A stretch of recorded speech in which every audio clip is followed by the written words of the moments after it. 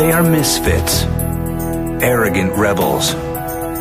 They scorned conventional wisdom, and each conceived a radical new vision of the cosmos.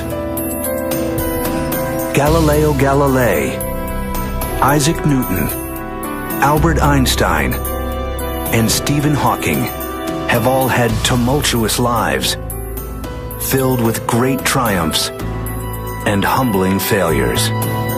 These are the people who would dare to challenge. They often run into opposition, and they generally don't deal very well with that. There was a kind of a demon within them that wouldn't let them do anything else. It does take a strong ego to say, well, I can solve this. I can figure out some little piece of the universe.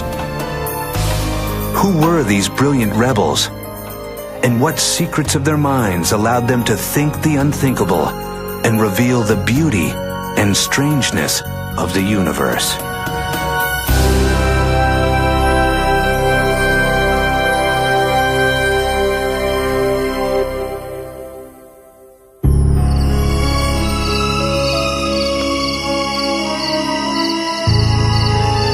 In 16th century Europe, life has a certainty that later generations can only envy. Everyone knows that the Earth is the center of the universe. But this reassuring vision is beginning to crack. And one of those who does the most to overturn it is a self-styled genius, Galileo Galilei. Galileo, of course, was this cocky individual who had an attitude. The sort of person who makes very close friends and who makes lots of enemies. But he had a very sharp wit, a very sharp mind, and with that he was able to probe some of the deep mysteries of the universe. This ambitious, overconfident scientist will remake the world, but pay a harsh price.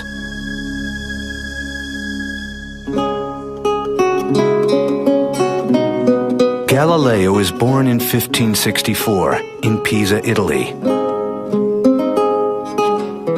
His father, a lute player, is well known for rejecting convention to create a new form of musical harmony. Galileo inherits his father's rebelliousness.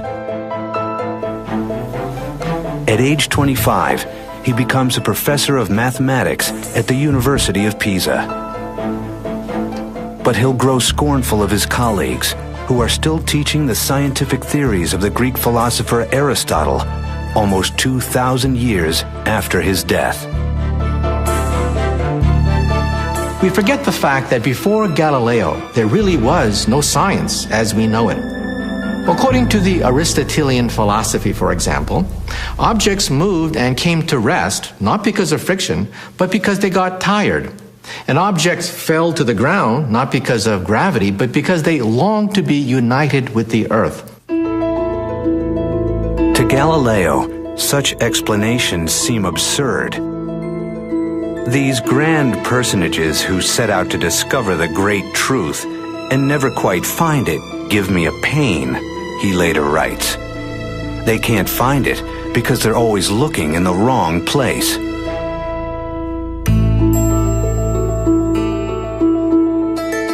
Now, Galileo is about to shatter thousands of years of belief. His intuition tells him that objects move, not because of desires, but because of deep mathematical laws. And his unthinkable step is to find them through experiments, something few people have done before. He begins by studying falling bodies. Physicist Stephen Hawking.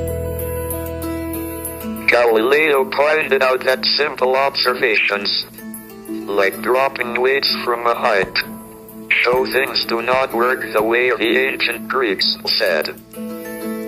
This must have been seen by many people, but they had put it down to imperfect observations. For the first time ever, Galileo begins to work out basic laws of motion, such as how speed is determined by time and acceleration. it was one of the geniuses of Galileo to slow down the acceleration of gravity. He got an inclined plane and had a ball roll down the plane, and then you could see with your own eyes the fact that an object speeded up as it went down. So he introduced the concept of acceleration. To us, that seems so obvious and logical. That was a major mathematical breakthrough to understand motion in those terms. For his role as the first experimenter, Albert Einstein will later call him the father of modern physics. Galileo has pioneered the path that Newton and Einstein will follow. The search for mathematical laws that lie behind all motion. But progress is slow. Only at the end of his life will they finally be published.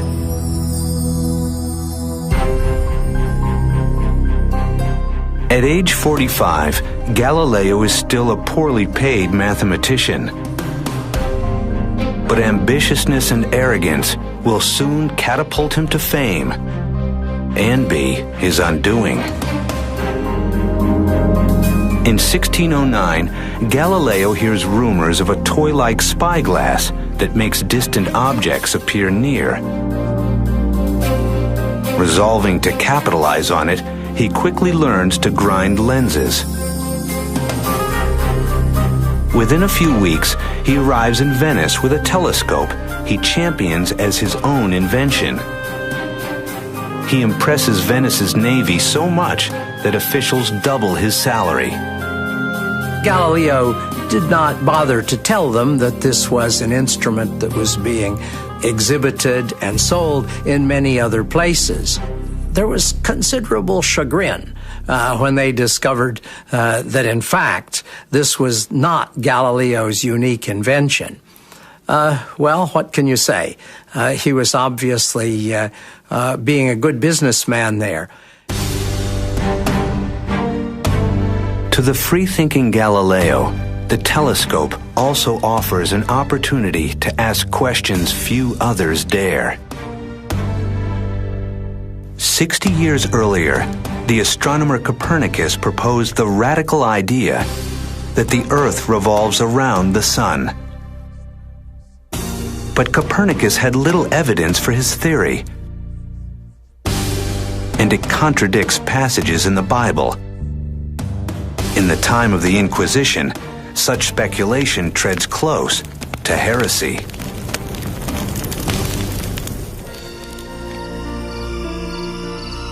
But Galileo is unfazed. He is the first astronomer to train a telescope on the heavens. And he sees the universe as never before. He was thrilled by the fact that this telescope is opening whole worlds.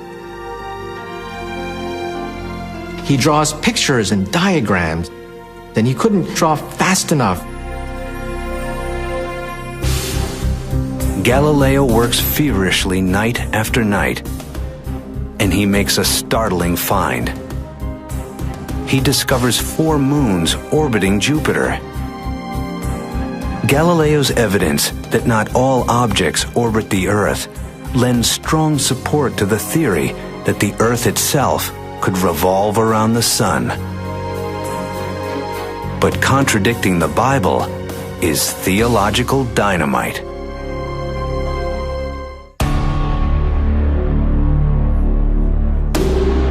For those who cast doubt on his new theories, Galileo has no patience. He's seen the universe in a new way with his own eyes.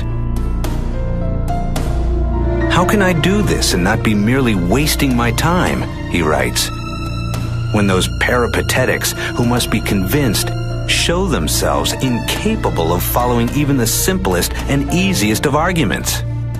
Galileo used his cutting wit to cut people down, and that didn't necessarily win him a lot of friends.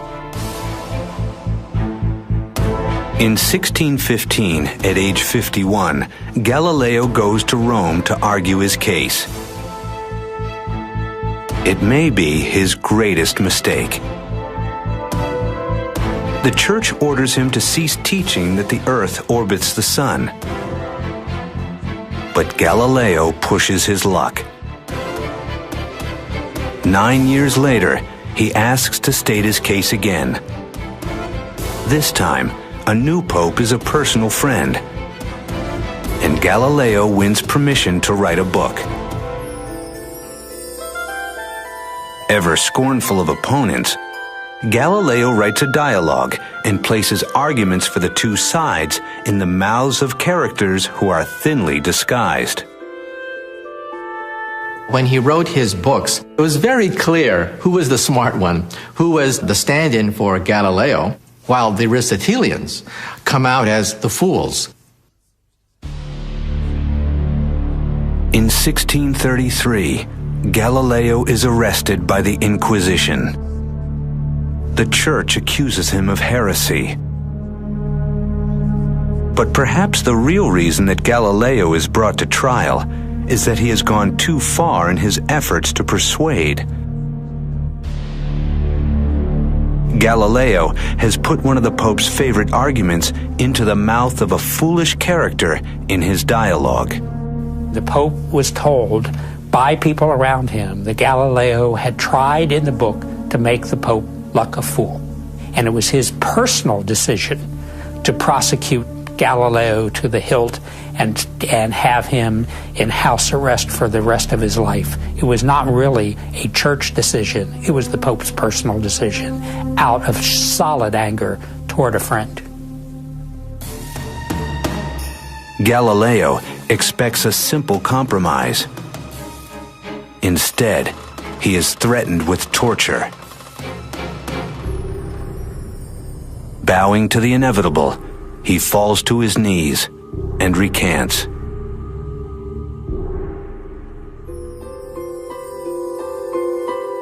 For his last 8 years, Galileo lives under house arrest, a broken man. He will gain immortal fame for championing the view that the Earth moves around the Sun. But to the scientists who succeed him, his greatest achievement is different. In his final years, he writes a book that completes the work that he began while young. He shows how it is possible to use mathematics to analyze motion.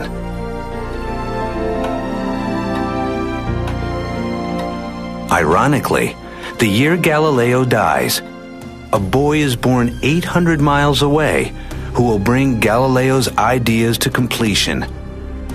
He will also be one of the strangest scientists of all time.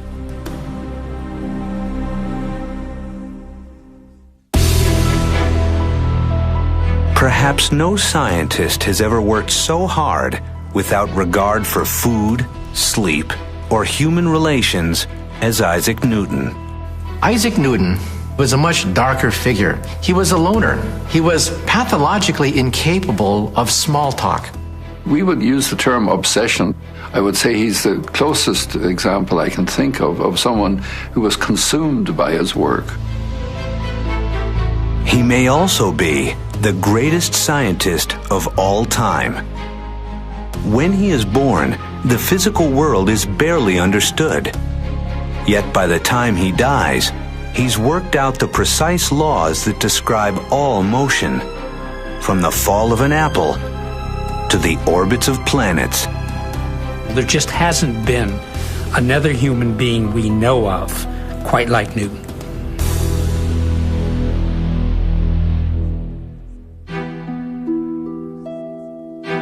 In 1642, Isaac Newton is born in a remote English village. His childhood is an unhappy one. His father dies before he's born, and when he is just 3, his mother farms him out to a stern Puritan grandmother. When his mother remarried and left him with his grandmother, Newton felt betrayed and isolated, and I think he never quite got over that. He will later write that his childhood sins included threatening to burn his mother and stepfather in their house.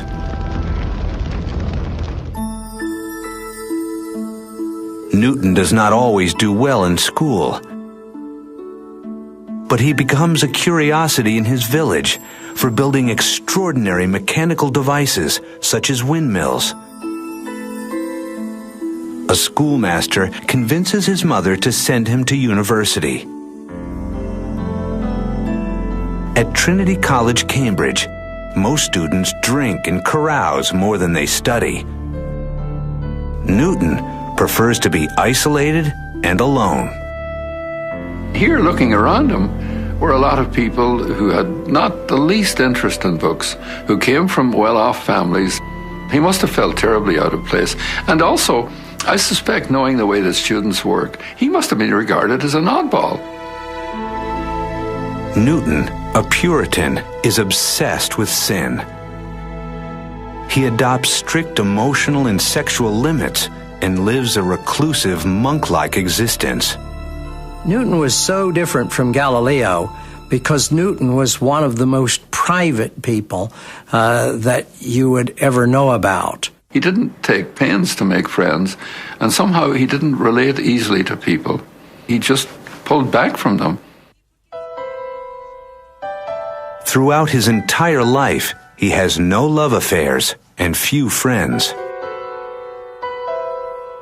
Some scholars speculate that Newton was homosexual. Others that he simply decides he has no time for anything but work. It is believed he dies a virgin.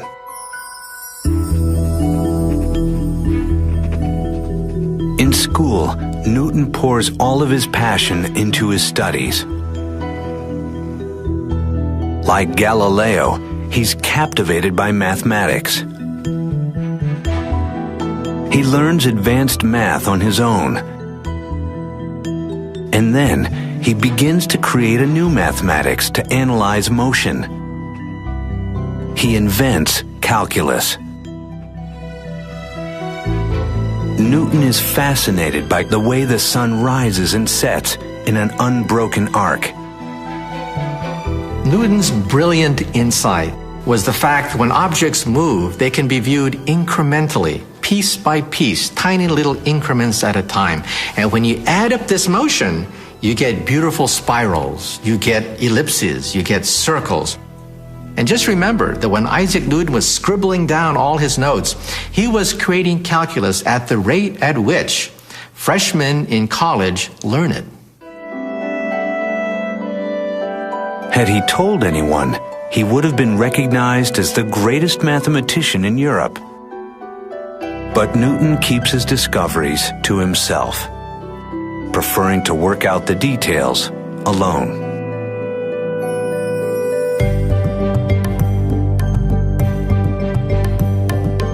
Several years later, at age 24, Newton is living in his mother's house.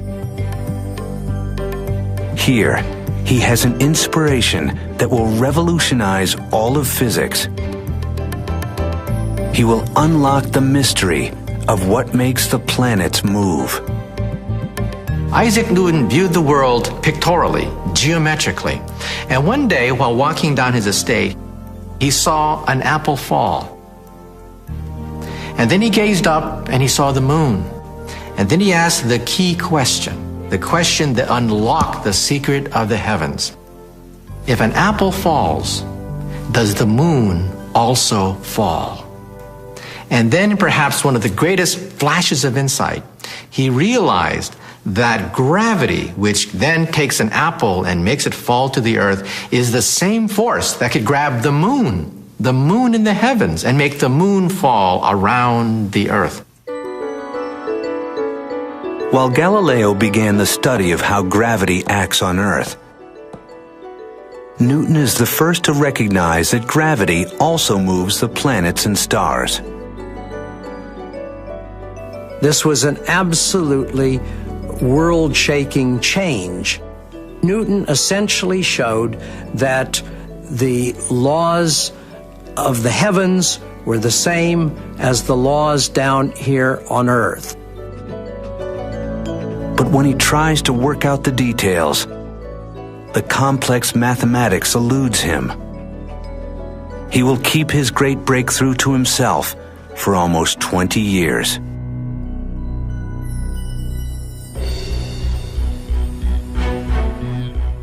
Newton soon becomes a professor of mathematics at Cambridge University. With few teaching responsibilities, he works on math and physics around the clock. His colleagues will soon recognize his brilliance, as well as his prickly and strange nature. In 1672, Newton's invention of a new telescope wins him admission to the Royal Society, England's association of greatest scientists. Flattered, Newton allows them to publish a brilliant paper on optics. But when the great physicist, Robert Hooke, erroneously challenges his theory, Newton flies into a rage and threatens to withdraw from the Royal Society. His reaction to criticism is almost always to carefully explain why what the other person has just said is out and out foolish. He was an extraordinarily fragile personality. As one of his biographers had said, his motto is rule or sulk, and he spent a lot of time sulking. Some historians speculate that Newton's vindictiveness, inordinate sensitivity to criticism, and obsessive work reveal symptoms of a mental illness such as manic depression. We will never know. If he does have a mental illness, it does not slow him down.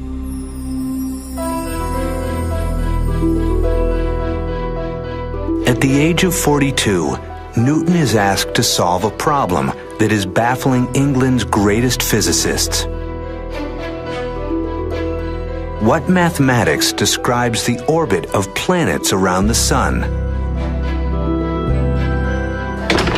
Seized by inspiration, Newton shuts his door and begins work on his greatest masterpiece. Like Galileo, he is guided by strong intuition.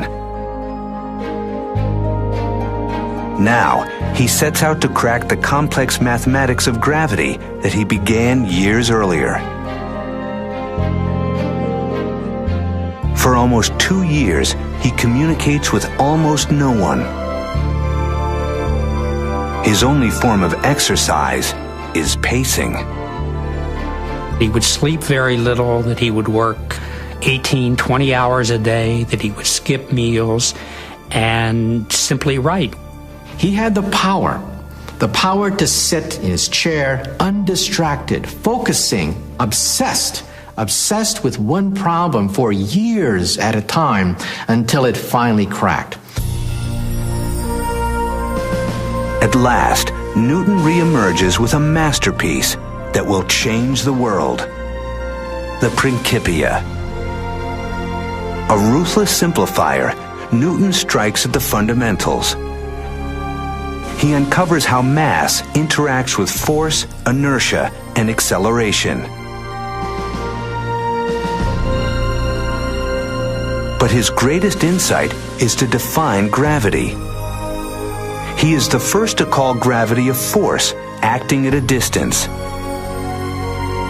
And through breathtaking mathematical breakthroughs, Newton lays out the precise laws that determine the motion of all objects. Newton's Principia, published in 1687, was a scientific revolution. In it, Newton gave the first precise description of the laws that govern the motion of bodies, from cannonballs to planets. When you look at the Principia and the number of mathematical problems solved in it, doing that in an 18-month period, this is not a normal human being in any sense of the word. Newton has completed Galileo's quest to mathematize motion. But over 200 years later, another arrogant rebel will discover that at very high speeds, Newton's laws fail. And the universe is stranger than anyone ever imagined.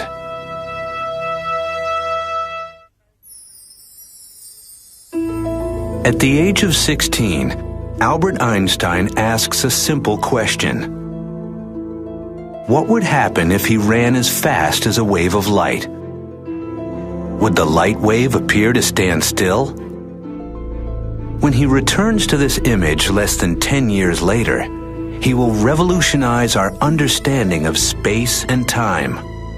He loved to imagine worlds that didn't exist. That was his power, the power that he could see things physically in a picture, things that other people couldn't see. The man who makes these breakthroughs is an absent-minded professor, a twinkle-eyed lover of humanity. But he's also selfish, has 2 failed marriages, and confesses himself an emotional failure.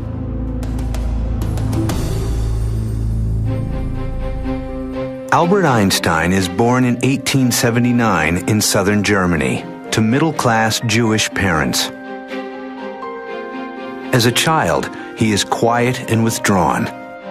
His parents began to think maybe he was retarded because it took so long before he began to speak. But he was just busy thinking, apparently.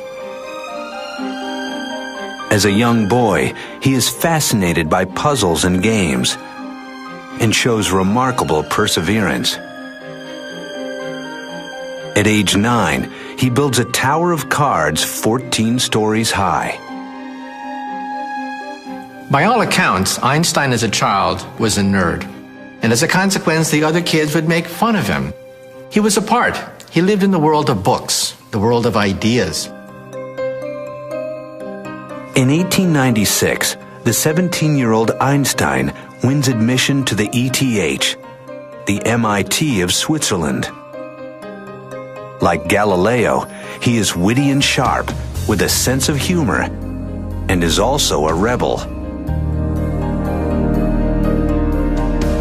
Einstein has resolved to become a theoretical physicist, but he feels stymied. His physics professor, Herr Weber, has no interest in the latest cutting-edge theories of light and electricity. He passes his exams only by borrowing a friend's class notes and graduates with unexceptional grades. His behavior has not gone unnoticed. All of Einstein's applications for jobs at universities are rejected. After Einstein graduated from the university, he became a loser in every sense of the word. His professor, Weber, actively disliked the young Einstein. He wrote letters of recommendation, which we now know undermined his chance at any kind of academic appointment. Even before he became a physicist, his life as a physicist was over.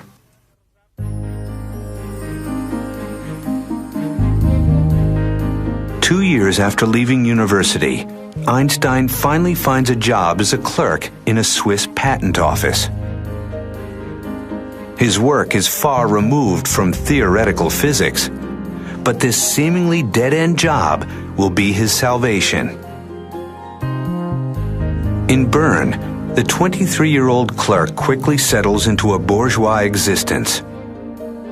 He marries Mileva Maric, a fellow student from the university. Luckily, his job is undemanding enough that he can steal time to grapple with cutting-edge questions in physics, such as the nature of light.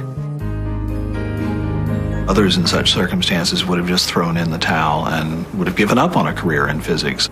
You get the sense that this is someone who just was possessed by an intellectual demon and couldn't do other than what he did. Now Einstein returns to a simple image he first imagined in high school. What would happen if he ran as fast as a wave of light? Both Isaac Newton and Einstein shared this uncanny ability to create simple pictures that children could understand and extract from that images which changed the universe. According to Newton, the speed of a light beam should appear slower to someone who runs alongside it. But light does not seem to obey Newton's laws. Einstein says the light beam moves away from you at the speed of light, no matter how fast you move. You can never catch up to the light beam. You hit the accelerator, you gun the engine, the light beam still moves away from you at the same rate. How's that possible? How's it possible you can never catch up to a light beam? Now, like Galileo and Newton before him, Einstein ruthlessly questions assumptions that no one else dares. If the speed of light never changes, then something else must give. Then he had it. Time is relative. Time is relative to the speed at which you move. And that idea shook the universe. Einstein has discovered that Newton's laws only hold true for the world of everyday experience. When objects travel at speeds close to the speed of light, common sense breaks down. Distances stretch. And clocks tick more slowly. Newton, forgive me, Einstein writes later. At the age of just 26, he topples Newton's laws of motion with his theory of special relativity. With childlike questions and simple pictures, Einstein changed the world.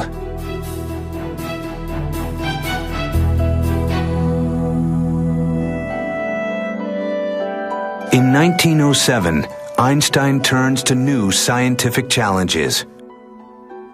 But newly published letters reveal a little-known personal side. As he creates his greatest work, he will withdraw within himself, and those closest to him will suffer.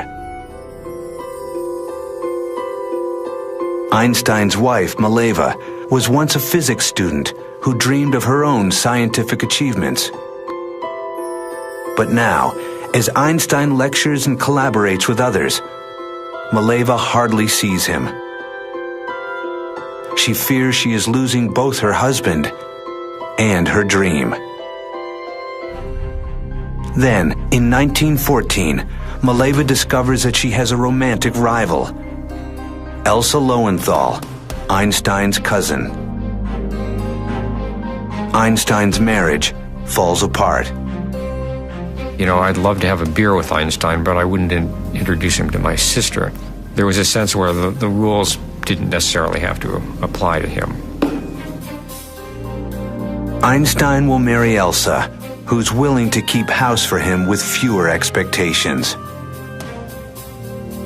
He's given up on love in marriage. His science comes before all else. By age 35, Einstein is pursuing a goal many physicists believe is impossible. His intuition tells him that there must be a more general theory of relativity that also explains the force of gravity. Like Newton, Einstein is obsessed. For years, he grapples with mathematics of horrendous complexity, unsure whether he is on the right path or a fool's errand. He famously would worry a problem for years on end, almost like a dog with a bone. Wouldn't let go of the problem. When he was working out general relativity, he almost had a nervous breakdown. He would concentrate to the point that he lost an enormous amount of weight. He wouldn't eat. He focused on a problem the same way that Isaac Newton focused on a problem. At last, in the fall of 1915, Einstein realizes he's solved it. His great insight is so strange, even physicists will struggle to comprehend it. he proves mathematically that mass and energy curve space and time. A massive object like the Sun warps space and time so much that a nearby planet moves in a curved path around it. To Newton, they appeared to be attracted by a force. But this is just an illusion. The same phenomena holds true on Earth. Objects that appear to be pulled by a gravitational force are actually traveling through warped space-time. Einstein's general theory of relativity changed forever our ideas about space and time.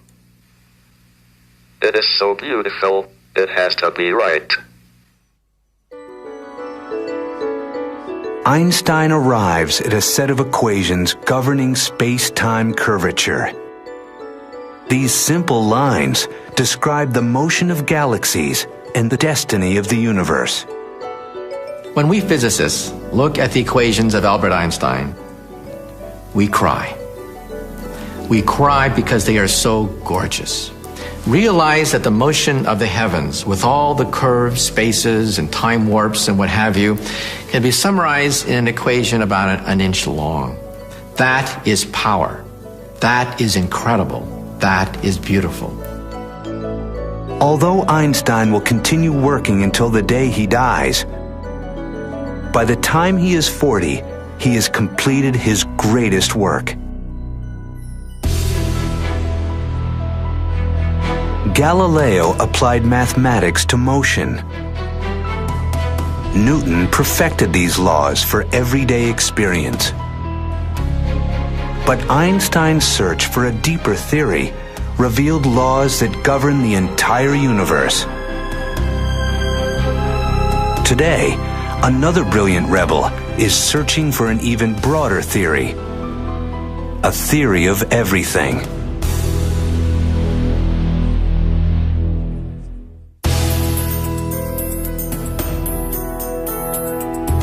No living scientist has shaken the foundations of physics like Galileo, Newton, or Einstein. But among those who have advanced cosmology's frontiers is a once lazy student named Stephen Hawking. Today, he holds the same chair in mathematics at Cambridge University as Isaac Newton. I was born 300 years after the death of Galileo. I hold the same job at Cambridge as Newton did, and I work on Einstein's general theory of relativity. Of the three, I feel closest to Galileo. He followed his nose and was a bit of a rebel.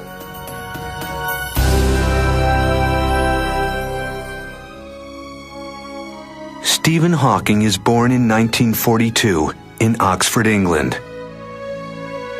Like Galileo, Newton, and Einstein, as a child, he is fascinated by how things work. Yet at Oxford University, Hawking hardly works at all. Instead, he relies on his extraordinary facility with mathematics to coast through. Hawking spends most of his time socializing and on the river with his rowing team. By all accounts, Stephen Hawking was not the kind of person destined for greatness. At college, Stephen was not the hardest of workers. Stephen himself says that in his entire undergraduate period at Oxford, he only worked about 1,000 hours, which is an hour a day on average. Hawking is bored and apathetic. Nothing seems worth working for. Yet a tragedy is about to strike that will turn a bored intellect into a passionate mind. In 1962, Stephen Hawking has just begun to study cosmology as a graduate student at Cambridge University. But signs of illness are becoming too difficult to ignore. A slight speech impediment, difficulty pouring a beer. Doctors tell Hawking he has ALS, commonly known as Lou Gehrig's disease. The regions of his brain that control motion are wasting away. There is no cure. The 20-year-old student learns that his body will become paralyzed. His breathing muscles will eventually seize up, suffocating him. Doctors say he has just 2 years to live. Hawking falls into a deep depression. When Stephen was first diagnosed as being ill, he really didn't expect to live more than a year or two, and therefore there didn't seem much point in even completing a PhD. But inexplicably, his disease progresses more slowly than predicted. He meets Jane Wilde, the woman who will become his wife, and he finds a purpose. I dreamt that I was going to be executed, he writes. I suddenly realized that there are a lot of worthwhile things to do if I were reprieved.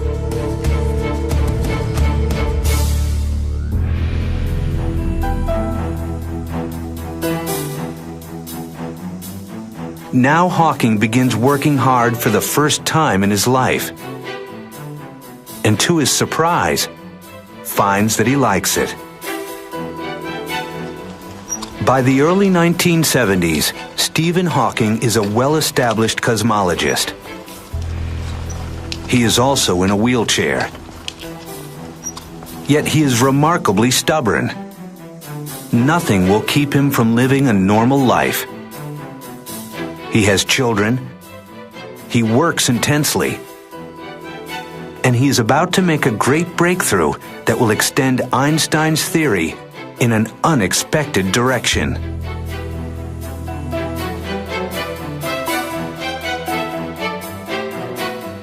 Einstein's theory of general relativity predicts the motion of very large objects such as galaxies. But it cannot explain the behavior of the tiniest subatomic particles that are the building blocks of the universe. Their motion is only predicted by a different theory called quantum mechanics. And to the frustration of Einstein and every physicist since, the two theories appear completely incompatible. Yet Hawking is brash enough to tackle the impossible. When Stephen Hawking was doing his pioneering work, there were two armed camps. They hated each other. They never talked to each other. On one side were the true blue loyalists, the ones who held the flame of Albert Einstein burning bright. On the other camp were the quantum theorists. They dealt with the world of particles, subatomic particles, hundreds of them, thousands of them, and they didn't talk to each other. They had different mathematics, they had a different language, a different physical picture, and here comes Stephen Hawking saying, I'm going to try to marry the two together. Well, that was heresy. No one had done that before. Now Hawking asks, what happens if you look at a black hole, a massive object, but zoom in to its smallest scale? Hawking also, like Einstein, has an incredibly good nose. That he has an intuitive feel for interesting questions to ask and how to ask them. Black holes are the most bizarre and extreme prediction of Einstein's theory of gravity. Theoretically, if a mass is extremely concentrated, for instance, if a star were compressed into a ball just miles wide, the space around it will become so warped that gravity will keep everything from escaping, including light. A black hole is a region of space in which gravity is so strong that light can never escape. It's like a one-way membrane in which things can go in but nothing ever comes out, including light, and that's why it's called black. Now Hawking attempts something his colleagues assume is impossible. He uses the equations of quantum theory to analyze what happens to tiny particles trapped by gravity on the edges of black holes. By now, he can no longer write. If he was an experimentalist, his career would long be over. But Hawking has rarely even looked through a telescope. And for theory, all he needs is his brain. Like Newton and Einstein, Hawking has great powers of concentration. He reruns long, torturous equations again and again in his head, checking and rechecking his calculations. He tends to think in pictures, and he tends to start with some idea that he thinks he is right, and he goes from there. He has to rely upon keen insight and leaps of logic to compensate for the fact that he cannot check every single line. He just has a tremendous drive, a tremendous determination to get to the bottom of things. Hawking's results shock him. Black holes are not completely cut off from the rest of the universe as once believed. Instead, their edges shed tiny particles, now called Hawking radiation. The arguments are so compelling, everyone now agrees that black holes must give off Hawking radiation. The radiation will carry away energy and mass, and the black holes will slowly evaporate and eventually disappear. Hawking has shown that, like water in a boiling kettle, black holes slowly evaporate away. Just as importantly, he's proven that in one particular case, general relativity and quantum theory can be fruitfully combined. My discovery that black holes are not completely black, but should glow like hot bodies, was the first example of an effect that depended on both the large and small scale theories. When the result came out, it was so beautiful. It just had that feel about it. Just talking about it was like rolling candy on the tongue. Finding a theory of everything, a deeper theory that unifies Einstein's equations and quantum mechanics, is now the holy grail of physics. It would explain the origin of the universe. And Hawking has created new hope that this ultimate puzzle can be solved. It's clear that Stephen's discovery of black hole radiance was an important piece of the final jigsaw, even though we don't really know what the final jigsaw is yet. Who were the greatest physicists? They were ugly ducklings, rebels, and nerds, consumed by deep intuition and unafraid to question the most basic assumptions. It does take a strong ego to say, well, that's not so tough, I can crack that. I mean, the odds are really against you. There's no guarantee that there are any answers out there, or that science actually works. You're really taking a huge chance. Their stubborn persistence revealed deep laws of nature, but their quest remains unfinished. And such brilliant minds come along only once in a great while. Yet who knows? It's possible that the next brilliant rebel is already among us.